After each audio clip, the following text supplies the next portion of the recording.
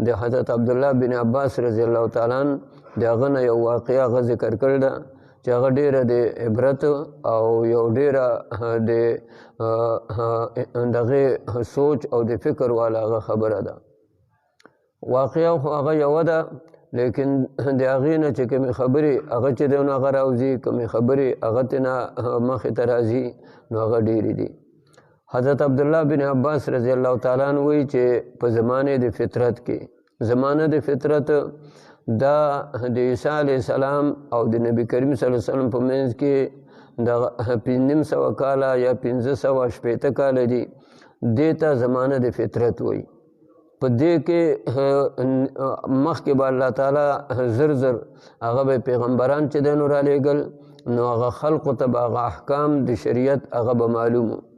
د عیسی علیه السلام او د نبی علیه السلام په منځ کې بل پیغمبر نشته، نو د هغې وجې نه دې کې ډېر زیات هغه خرابي راغل وه او خلقو د خپل ځان نه دینونه هغه جوړ کړي وو او د خپل ځان نه طریقې د هغې ایجاد هغه یې کړی. نو د عیسی علیه السلام په شریعت باندې ډېر کم کسان هغه به وو، هغه په غرونو کې او داسې دننه په کورونو کې په هغې کې به داسې عبادتونه هغه به کول. هغه عبادت گزار به چې و هغه ته به راهب هغه وي. راهب هغه چاته وي چې د هغه به دنیا سره څه تعلق او څه دغه واسطه هغه به نه وه، خالص الله طرف ته هغه به متوجه و. نو دغې ته به د راهب وي، یعنې مونږ چې ورته وایو چې پلانکې درویش سړی دی، پلانکې ملنګ سړی دی، دنیا سره څه تعلق نشته، نو د دغې خلقو به دنیا سره چې دی نو څه تعلق هغه به نه و. د دو یو خاص لباس و، یو خاص د دو چې دی نو علامه وه. هغه علامه به دا وه چې دو به دا سر منځ کې چې دی نو هغه به خریلی و، نو دا ککری دا بره چې دی نو دا کوپری دا به چې دی نو خریل وه، او دا نور سر دا به و. نو دا د دو لکه یو علامه وه. بیا د دو یو خاص قسم هغه چې دی نو لباس و، نو هغه لباس سره به خلقو پیژندل. بیا هغه د سر هغه ویښتو چې هغه به هغه منځ هغه به یې خریلی و، هغې سره به دا خلقو پیژندل چې دا راهب دی او دا درویش دی او دا دغه قسم هغه یو سړی دی چې دنیا یې پرېښې ده. د هغې دغه راهب نوم و برسیسه. برسیسه دا د هغه نوم و. د په یو ځای کې په خپل هغه یو عبادت خانه کې 10 کاله مسلسل هغه د عبادت کړی او الله هغه یاد کړی. د ده طریقه دا وه چې 10 ورځې وروستو به د افطار کو، یعنی 10 ورځې به د مسلسل روجې نیسلې، 10 ورځ، او په 11مې ورځې به د بیا افطار هغه به وکړو، بیا به د روجه وه.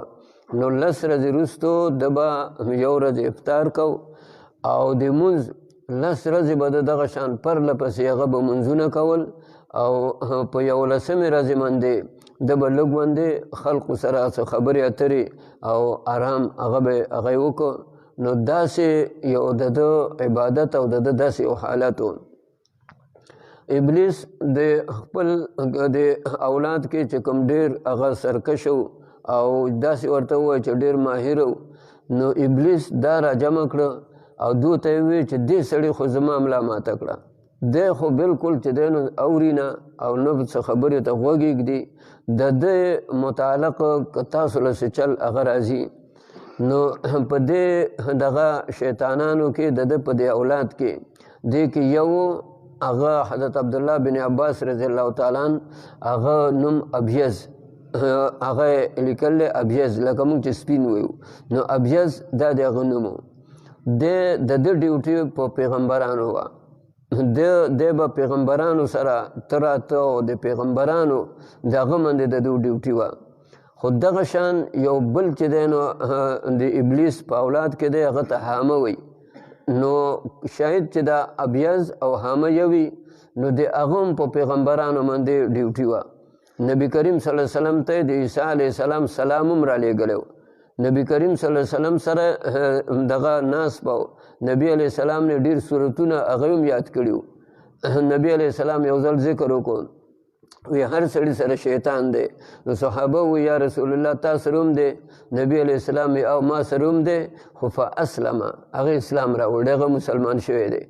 نو هغه وخت پورې د هغه مسلماني وه چې نبي علیه السلام ژوندی و. نو کله چې نبی علیه السلام هغه وفات شو نو هغه بیرته چې دی نو هغه مرتد شو. نو د هغه نوم دی حامه.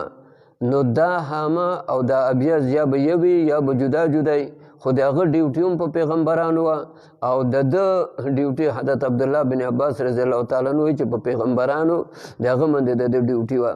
تاسو مونږ خو بارې چې پیغمبران هغې باندې شیطان هغه ډیوټي چې دی نو مقرروي. نو ستا بزرګ، ستا عالم، ستا فقیر، ستا چې دی نو ولی هغه پرېږدي، هغه ته چې دی نو نه دی چې دغه معلوم. نو ابلیس هغه چې کله دا خبره وکړه نو دغه ابیض ده چې دی نو دا ووایي چې دا کار هغه ما ته حواله کړه، دا به زه وکړم. هغه وایي ټیک ته وکړه. دی راغی د هغه صومعه ته، د هغه کوم عبادت خانه چې و هغې ته راغی.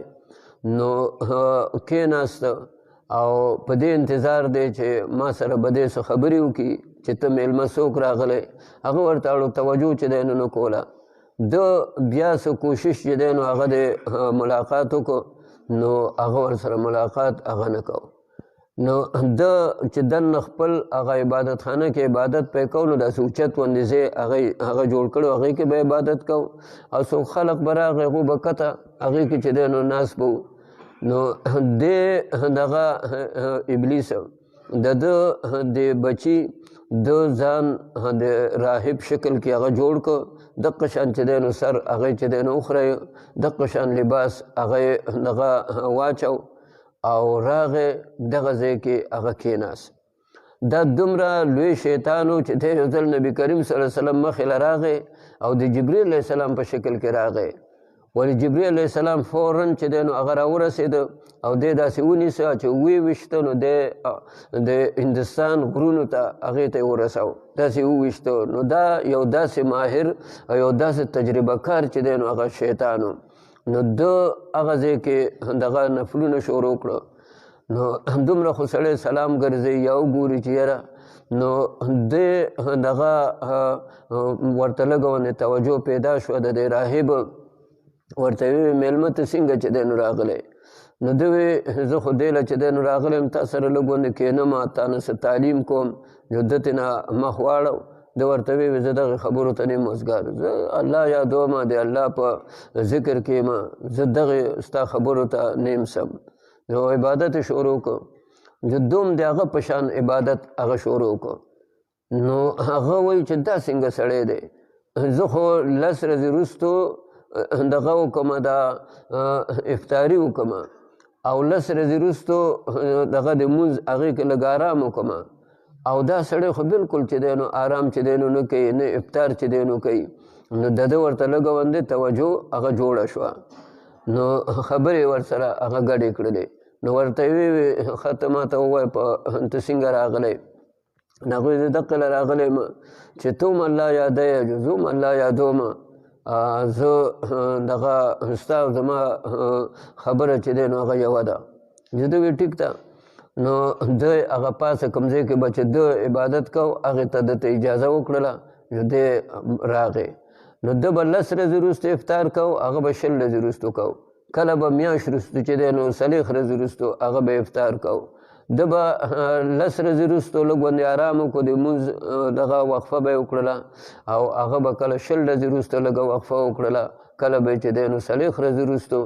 نو دا سړي وایي چې ما خو وایي چې یو عبادت ګزار زه یم، دا خو زه د ده مخکې هېڅ شی چې دی نو هغه نه یم. نو د هغه هغه محبت او د هغه هغه مجاهده د ده په زړه کې لږ غوندې هغه واقع شوه. نو څه زمانه وروستو دغه سړی ده ته وایي زه ځم. نو ده ورته ویې ولې ځې؟ وایي ستا خو یو لویه چرچه وه، وایي زه خو بل ځای کې مې عبادت کوه، زما ملګری و او مونږ به ډېر زیات الله چې دی نو یادوه، ډېر د الله عبادت به چې دی نو کوو. ستا نوم مونږ واورېده، وایي زه رالمه، وایي ته خو د هغې مقابله کې هېڅ نه یې. د دې وجې نه زه حقه خپل ملګري هغه څخه چې دی نو هغه زما هلته به الله یادوم او ستا چې څنګه شوره وه، ستا چې څنګه چې دی نو نوم و، هغه شان خبره تا څخه نشته دی. زه سړی حیران شو چې دا خو واقع چې دی نو زه ما خو زه ډېر الله یادوم، ډېر محنت کوم او لکه دی یو قسم له مختورنې کوم. نو چې ته نو ده ته وی زه تا ته یو څو دمونه ښیم، یو څو عملیات هغه درته چې دی نو ښیم. نو ده ورته وی دغه ما ته عملیات مو ښیه، دا بیا خلق ما پسې راځي او زه الله یادوم. نو هغه ورته وی چې دومره چې د چا کار وشي پکې د چا ضرورت وي هغه وشي. نو د ده د هغه د عبادت نه متاثر و. نو زه وی ما ته چې دی نو هغه وښیه. نو ده ورته څه عملیات چې دی نو وښول چې داسې که څوک چا باندې پیریان و یا داسې چې دی نو مرض والا و، داسې مرض والا چې دی نو و، نو هغه به راځي او ته به دا عمل کوي دا عمل کوي، دا عملیات ورته وښول. نو ده وی زه دې ته سم نه یم، خو زه که ضرورت پېښ شو. دا سړی لاړ، دغه شیطان ابلیس ته وی چې کار وشه، بس اوس به ته ګورې چې دغه کار هغه وشو، سړی هغه قابو کې هغه راغی. نو یو سړي د یو بادشاه د هغه زوی و شهزاده په بني اسرائیلو کې، ده هغه د مرۍ نه ونیسه، دې شیطانانو د مرۍ نه ونیسه. جو هغه دا خړډېږي یا جو بالکل لاس خپې هغه کار چې دی نو نه کوي، یا جو لکه خلق چې وایي بس سای چې دی نو بره مرۍ هغې ته چې دی نو هغه راغی. دا پروت دی، خلق ورته حیران دی. جو دی د یو طبیب په شکل کې راغی، لکه دغه کار یې وکړ او بیا د یو طبیب شکل هغې کې چې دی نو راغی. دوی خلقو ته وی دغه زه ډاکټر یم، که چا څخه مریض وي یا داسې څوک ناجوړ وي. هغه ورته زمونږ خو یو لوی چې دی نو شهزاده دی او هغه داسې چې دی نو هغه ناجوړه دی. د ده وی تاسو یې ما ته چې دی نو هغه وښیئ. دی بوته، ده چې دی نو هغه وکته، نو هغو ته وایي چې دا زما د وس نه دی، زه خو طبیب سره یم، حکیم سړی یم، دا زما د وس نه دی. دا تاسو هغه چې دی نو برسیسه هغه څخه چې دی نو هغه بوځئ، هغه څخه اسم اعظم دی، هغه څخه داسې چې دی نو نوم دی، د دې علاج هغه کولی شي په دم باندې، دا په ډاکټرۍ یا په طبیبۍ په دې باندې نه کېږي. نو هغه وایي هغه ته رسوي کوم ځای کې چې دی نو هغه کېږي زمونږ. هغو ته هغه معلوم و چې هغه ته به څوک هغه چې دی نو لکه د پاکستان کې یو لوی ولي یا یو لوی یا داسې فرض کې یو لوی لیډر وي، نو خلق وایي هغه ته به زمونږ رسوي هغه څنګه وشي. خو به هر حال دا باثره خلق و، جدو لاړه. نو هغه څه طریقې سره داسې چې دی نو هغه انتظار یې کو چې هغه کم وخت کې به د هغه وقفه وه د عبادت نه یا چې دی نو د روژې نه، جو هغې کې دا خپله خبره ورته هغه پیشه کړه. جو دی دغه خړډېږي یا دغه بېهود چې دی نو هغه پروت دی. نو ده خو ورته دم خولی و چې ده پې دم چې دی نو واچو، چوفې چې دی نو وکړه، نه خو شیطانانو هغه مرۍ نه نیولی و. نو بس هغه پرېښه، یو سړی ټیک ټاک چې دی نو روغ موړ شو. دا د وطن کې چې دی نو داسې چرچه شوه چې داسې چې دی نو بلکل هغه زنکدن حالت وه، داسې د هغه په هغه چوپ سره. نو هغه بیا خپل هغه عبادت هغه کو. نو بیا یې په دغې مشرانو کې او په دغې د شاهي خاندان کې دې کې یو جینۍ هغې دقه شان چل هغې سره چې دی نو هغه وکړو. جو دی بیا د یو طبیب شکل هغې کې چې دی نو هغه راغی. جو وی داسې زه ډاکټر یم، که څوک چا څخه مریضان وي. هغه ورته وایي زموږ یو زنانه ده، یو جینۍ ده، روغه موټه وه، او اوس داسې چې دی نو هغه حقریان یو. نو ده وی تاسو ما ته چې دی نو هغه وښایئ. ډاکټر نه خو خلق پرده نه کوي، هغه خو هر یو سړی وایي چې مریض څخه چې څوک چې دی نو هغه راشي، هغه خو هغې کې مقصد وي. دی چې لاړ او ده چې هغه اخوا دېخوا وکتل، نو وی دا زما د وس کار نه دی. وی دا کار که کوي نو دا به هغه برسیسه چې دی نو هغه کوي، دا د دم کار دی، دا کار هغه کولی شي، زما چې دی نو دا کار هغه نه دی. نو هغو ما ووی هغه ته به رسوي کوم ځای کېږي. وی خیر تاسو لاړ شئ. نو هغه مخکې سړی هغه خو لا سړی او دا خو زنانه ده. نو دوی وی موږ به څه چل چې دی نو کوو، هغه سره خو دا خو زنانه ده، هغه خو هغه مخکې چې کومه خبره شوې وه هغه نارینه و، او دا زنانه ده، هغه خو د سر نه د دې سړی نه دی چې زنانه باندې دم واچوي یا زنانې مخ ته چې دی نو هغه وګوري. نو ده ورته تاسو لاړ شئ، که هغه دم واچو ټیک ده، که هغه وانه چو نو د هغه چې کوم د عبادت خانه ده دقه رنګ باندې تاسو به هغه ځای کې صومعه عبادت خانه به جوړه کوئ او دا پکې چې دی نو هغه پرېږدئ او راځئ ترې. هغه ته وایئ چې ته پوهېږې کار پوهېږي، که دا مري یا که ته پې دم اچئ، هر څه چې کېږي خو دا ورته هلته کې هغه پرېږدئ. د دوی حقه چل وکړو، هغه یو څو مونده انتظار وکړو، په هغې کې دغه ده ورته توجه نه کوله.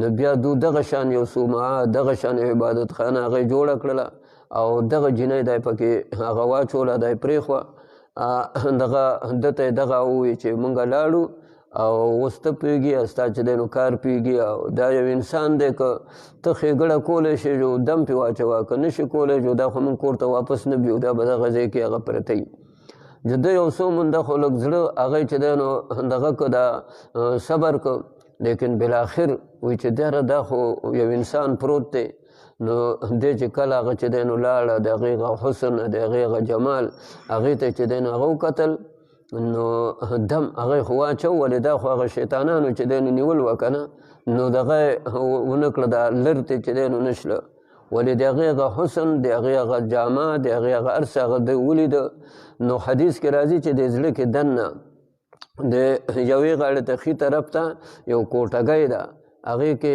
ملایکه هغه چې دی نو ناست دی بل ګز طرف ته یو کوټګۍ ده په هغې کې شیطان چې دی نو ناست دی نو دا د هغه ډیوټي د زړه مندې شیطان هغه چې دی نو هغه مقرري دا د هغه چې دی نو ډیوټي هغه موقع هغې ته ګوري نو د ده په دې زړه کې دغه د هغې هغه حسن د هغې هغه جمال هغه راغی نو دی دا ورو ورو چې دی نو دغه کوي هغه بیا ځي دم چې دی نو اچوي جو بیا چې دی نو راځي جو سمندر وروسته بیا دم هغه چې دی نو هغه اچوي نو اخر دې شیطانانو لګېدل هغه یې بربنډه کړله د دې نه یې دا لباس هغه چې دی نو هغه لر که دی هغه ته چې دی نو هغه بربنډه کړله اوس خوا کې خو څوک شته نه هغه خو هغه سړو پرېښې ده چې ته پوهېږي او کار پوهېږي نو دی بربنډه کړله نو دې زړه کې د شیطان دته داسې وسوسې هغه چې دی نو اچولې دې پورې چې هغې سره هغه بدکاري چې دی نو هغه وکړله او بیا یې وله زړه کې واچوله که د دې اوس امید شي نو بیا به چې دی نو څه چل کېږي نو دغې نه وروسته په زړه کې دا وسوسه وله چې دا خو که سبا حال چې دی نو ووایي نو خلق به دا بزرګ دی هغه دا داسې دی او دلته رامنې به دا شی چې دی نو هغه ثبوت شي نو بیا یې ورته ویې دا مړه کړه نو دی ولګېد دقه چل یې چې دی نو که هغه یې مړه کړه او یو ځای کې دغه د غره ویښ کې هغې کې چې دی نو دا خښه کړله نو کله چې دا خښوله نو شیطانان هغه چې دی نو هغه لاړه هغو د دې دا چوپرې دی چې دی نو د دې یو پیسکه هغې ته نه چې دی نو راښکله نورې منډې ده خاره واړوله او هغه شپه وه نو هغه لږ غوندې پیسکې چې دی نو څرګنده هغه یې پرېښوه نو دغه درې وروڼه و د دې کله چې هغه وروڼه راړه یو ورته ویې زمونږ خور یو ده ورته وی هغه خو داسې چې دی نو ما خو ډېر وس وکړو خو نه کېدله د هغې وخت پوره و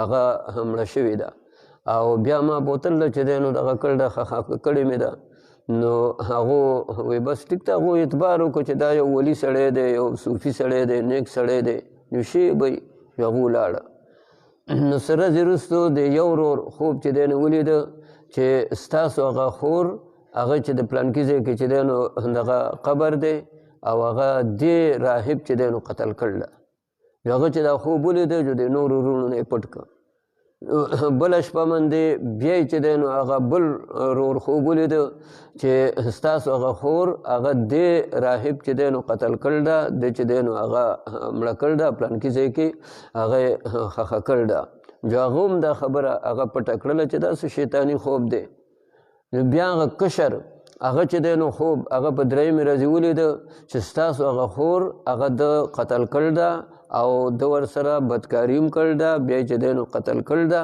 او په پلانکي ځای کې هغه چې دی نو هغه دفن ده نو دې کشر د دواړو وروڼو مشرانو ته ووایي چې زه ما خو داسې خوب لیدلی چې هغو ما اقرار شته هغه هر یو وایي چې ما خو هم داسې خوب لیدلی دقه شانه بل ومې ما دقه شان خوب هغه لیدلی نو بیا دا شیطانان انساني شکل هغې کې چې دی نو هغه راله دو ته چې دی نو دا خبره هغه یې وکړه چې تاسو لاړ شئ د دې راهب نه د ده نه د دې خبرې تصدیق وکئ که ده تصدیق هغه ستاسو چې دی نو د خبرې ونه کړ نو بیا زه به تاسو موږ به تاسو ته هغه ځای چې دی نو ښیو او هغه قبر به درته ښیو هغه ځای به نشاندهي به موږ درته کوو خو تاسو لاړ شئ یو ځل ده نه بیا تصدیق وکئ نو دا درې واړه وروڼه چې دی نو راله دو ته خبره چې دی نو هغه وکړه چې هغه ورته مخکې نه غوسه شو چې تاسو په ما باندې داسې بدګماني کوئ، تاسو په ما باندې داسې خبرې هغه کوئ.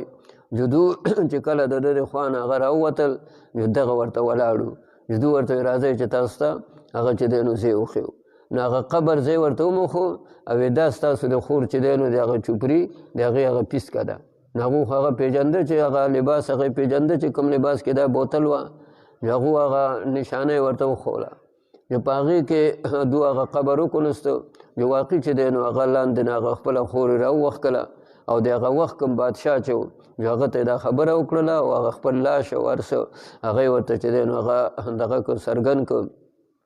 خلک برانګښته شله، راله د ده هغه عبادت خانه هغې خو وسېزله او دی ډېر زیات یې ووهه، رایخ کړه، ډېر زیات یې بېعزته کړ او بادشاه د هغه مخې له یې بوته او بادشاه هغه پې چې دی نو خپل هغه قاضیان او د هغه وخت چې څه نظام و هغه یې راجمع کړه او په ده باندې سزای موت هغه یې چې دی نو واورو چې په پلانکۍ ورځې دی به چې دی نو په سولۍ باندې هغه خېجولی کېږي. دنیا خلق هغه چې دی نو راغې تماشې له چې برسیسه هغه به چې دی نو دغه کوي دا پانسي کوي. نو دنیا خلق هغه راجمع شو. دغه وخت سره دغه شیطان دی چې دی نو راغی دقه د سره چې کوم راولې دی ډېر زیات چې دی نو بېعزته کړ. وی ګوره وی د الله نه نه یېرېدلې، ځان نه د بزرګ جوړ کړی او ځان نه د ولي جوړ کړی او خلقو د څو چې دی نو قدر او عزت چې دی نو هغه کو او تا له حیا چې دی نو نه راتلله، تا دا کار وکړه، تا دا کار وکړه، تا دا کار وکړه. او وی ورته وی زه ستا حقه چې دی نو ملګری یم چې کوم تا سره عبادت هغه مې چې دی نو کو، زه حقه چې دی نو هغه سړی یم. نو ده وی چې هغه هر څه چې وشلو ولې اوس دله څه چل راځي؟ نو ده وی ماله دا چل راځي که ته ما ته سجده چې دی نو هغه وکړې نو زه به د دې خلکو سترګې چې دی نو پټې کړمه او دغه تا به زه دې ځای نه دغه شان هغه والوزوم او ځان سره به دې چې دی نو بوزم، د دونه به دې چې دی نو هغه خلاص کړم، په سولۍ باندې هغه به نه شي. خو شرط چې دی نو دا دی چې ته ما ته چې دی نو سجده هغه چې دی نو هغه وکړې. نو ده وی زه درته سجده کوم. نو هغه ته چې دی نو سجده هغه یې وکړله. چې څنګه سجده یې وکړله نو ده ورته دقه ووی اني بریء منک اني اخاف الله رب العالمین، زه ستا نه چې دی نو بري یم او زه د الله نه چې دی نو هغه یېرېږم. نو شیطان کوم ځای د الله نه یېرېږي، خو دله یو دغه چې دی نو زورونه یې ورکړه چې ته د الله نه نه یېرېدې او زه د الله نه هغه چې دی نو هغه یېرېږم. نو الله تعالی وایي چې د دواړو انجام څه شو؟ دا یو خو هسې شیطان دی، دی خو به هسې چې دی نو هغه په دوزخ هغې کې به او د دې بل انجام چې دی نو څه شو؟ نو دا کم چې دینی کارونه کېږي یا کم چې دا دینی خدمات چې دی نو کوي نو ګورې ابلیس د دې نه هغه چې دی نو دغه نه دی، غافله نه دی. هغه ته چې دې ځای کې مدرسه جوړېږي، دې ځای کې جومات جوړېږي، دې ځای کې یو عالم دی، دې ځای کې یو پیر دی، دې ځای کې یو دعوت والا دی، دې ځای کې یو نیک انسان دی، هغه څه کار کوي نو د هغې مطابق هغه چې دی نو شیطان هغه له چې دی نو سړی هغه ګوري. دقه شان ګوره هغه قرآن پاک کې چې د بلعام بن باوره د هغه واقع چې راځي هغه هم دقه شان هغه چې دی نو یو بزرګ و شاه عبدالقادر جیلانی رحمه الله دی یو ځای کې داسې په روان دی نو پس نه وریځ چې دی نو راله ګړګړ شله، بیا باران چې دی نو لږ باندې څاڅکي چې دی نو وشله، بیا د هغې نه اواز چې دی نو هغه راغی چې ای عبدالقادر جیلانی تا ته جنت ستا دپاره مقرر شو او دې نه وروستو که ته عبادت کوې او که نه کوې ستا خپله خوښه ده، خو جنت هغه ستا دپاره هغه چې دی نو هغه لازم دی او اړو ځان چې دی نو مه کړوه. نو ده اعوذ بالله من الشیطان الرجیم هغه چې دی نو وی پیغمبر علیه السلام ته الله تعالی وایي چې واعبد ربک حتی یأتیک الیقین، چې د خپل رب عبادت وکړې تر مرګه پورې. نو چې د اشرف المخلوقات او د چا د مخ نه چې دا ځمکه او اسمانونه جوړ دي نو هغه ته الله وایي چې تر مرګه پورې هغه به ته عبادت چې دی نو هغه کوي او ما ته سرټیفیکیټ میلاو شو چې ستا اوس هېڅ ضرورت چې دی نو نشته. بیا اعوذ بالله او آمنت بالله دی ووایي. نو بیا ورته اواز وشو چې ای عبدالقادر جیلانی په دې علم باندې هغې باندې ته چې دی نو هغه بچ شوې نو د بیا اعوذ بالله وی چې زه د الله په فضل به بچ کېږم، د علم من دی په دې من دی هغه زه نیم بچ، زه د الله په فضل هغې من دی هغه به زه بچ کېږم. نو دا بیا ورته هغه په دریم ځل کې وی دې ځای کې 10 دقه شان بزرګان دقه شان چې دی نو بزرګان دا ما ګمراه کړي دي په دقه اواز باندې، خو ستا الله تعالی هغه حفاظت هغه وکړو، ته زمونږ ګیره هغې کې رانغلی. نو د دې درویشانو نه، د دې علماو نه، د دې مدارسو نه، د دې دعوت کار نه، دې نه شیطان غافله چې دی نو هغه نه دی چې ګڼې هغه دلته د خلق مرکز یې جوړوي یا جوماتونه دې جوړوي یا مدرسې دې جوړوي یا قرآن او حدیث دې چې دی نو وایي او هغه قلارې چې دی نو هغه غلی چې دی نو ناست دی. هغه هر ځای کې که تاسو ګورئ چېرته چې جومات هغه چې دی نو هغه جوړ شي، دې کې به خامخا چې دی نو څوک شیطاني او د وراني یو ګیټۍ هغه به یږدي. دا تاسو په خپله تجربه کار یې، تاسو ته په خپله د دې اندازه ده. چېرته چې یو دیني مدرسه چې دی نو جوړه شوه نو هغې کې به خامخا د شیطانۍ د هغې دپاره به څه نه څه خبره هغه خلق کوي.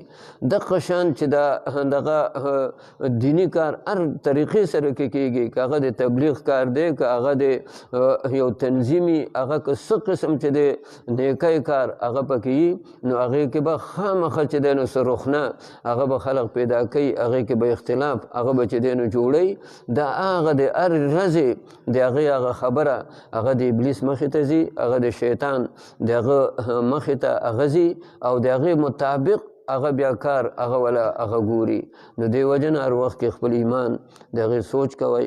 دقه شان که څوک غلطه خبره کوي د مدرسې متعلقي، د جومات چې دی نو متعلقي، یو دینی خدمت څوک د کونډې یتیمانانو د علاقې د خلقو هغه کوي، یا مثلا چېرته دعوت و تبلیغ د هغې کې چې دی نو څه خبره هغه کېږي او څوک سړي ته د شیطانۍ او د وراني خبره هغه چې دی نو کوي، نو هغې ته سوچ چې دی نو کوئ، هغې ته فکر کوئ چې آیا دا خبره دا چېرته په انصاف باندې بنا ده او که نه دا خبره چېرته شیطان هغه چې دی نو د کاروایي پکې وکړه، شیطان پکې خپل اندازه او خپل کار هغه پکې وچلو. نو ګوره دا شیطان هغه زموږ دشمن دی، هغه د خپل کار نه د هغې نه غافله نه دی. موږ له په هر وخت کې هغه د دې خیال هغه پکاري چې د شیطان د چالونو نه او د شیطان د وسوسو نه دینی کارونه چې چېرته کېږي، څوک درته شیطاني وکړي، زړه کې چې دی نو څه خبرې هغه راځي، اعوذ بالله وایه، آمنت بالله وایه.